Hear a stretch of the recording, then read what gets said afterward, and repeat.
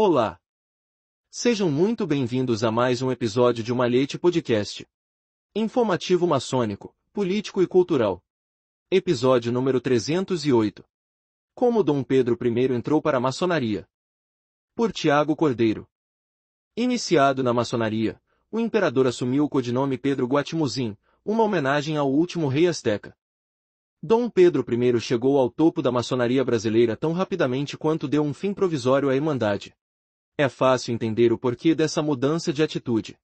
Dom Pedro I recorreu à ordem para declarar a independência. Mas, assim que se tornou o primeiro imperador do Brasil, os irmãos maçons viraram um estorvo. A cronologia dos fatos no movimentado ano de 1822 deixa essa situação mais clara. Dom Pedro foi aceito pela maçonaria no dia 13 de julho. Seu ritual de iniciação ocorreu a 2 de agosto, na loja Comércio e Artes. Ele estava, segundo o relato do historiador Pedro Calmon no livro A Vida de Dom Pedro I, ardendo em curiosidade, a fantasia despertada pelo mistério de um rito perfumado de magia oriental. Depois de iniciado, assumiu o codinome Pedro Guatimuzin, uma homenagem ao último rei asteca. Os integrantes da maçonaria tinham, e ainda têm, o hábito de adotar pseudônimos que os liguem a personagens antigos considerados inspiradores. E, no dia 5 de agosto, já era mestre da loja.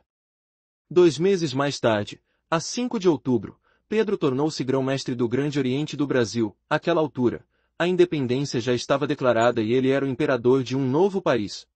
Depois de apenas 17 dias na condição de líder da maçonaria brasileira, renunciou ao posto e mandou fechar a entidade.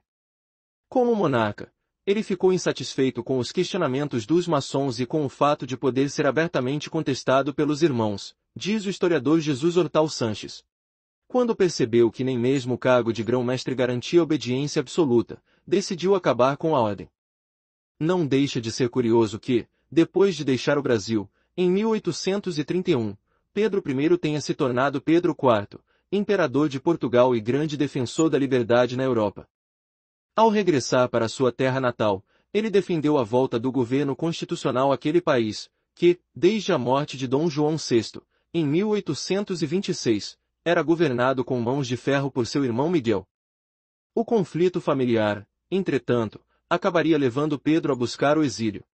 Sua postura provocava revolta entre as monarquias conservadoras de Rússia, Áustria e Prússia, mas fazia sucesso na França, que buscava se tornar mais liberal. E foi em Paris que Pedro decidiu se estabelecer, enquanto organizava a resistência contra Miguel. Passagem histórica. Em 1834, liderando apenas 7.000 homens, seguiu para Portugal, pegou em armas e derrotou o próprio irmão. Depois do feito militar, conseguiu que sua filha Maria assumisse o trono, e como Maria II, desse continuidade a seu projeto. A rainha lideraria a transição para a monarquia constitucional. A atitude de Pedro era coerente com a do jovem príncipe que anos antes, em 1821, tinha ficado no Rio de Janeiro, ao que tudo indica, porque causava insegurança ao pai. Dom João VI temia que o filho apoiasse o movimento constitucionalista que, em Portugal, pedia a limitação dos poderes reais.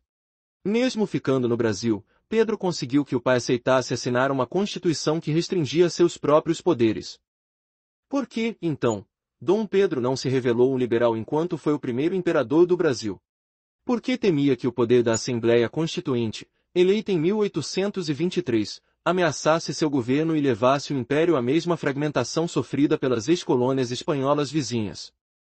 Desafiado pelos parlamentares da oposição, entre os quais estariam vários maçons, que se mantinham muito atuantes politicamente, apesar do fim do Grande Oriente, Pedro acabaria dissolvendo a Assembleia em novembro de 1823.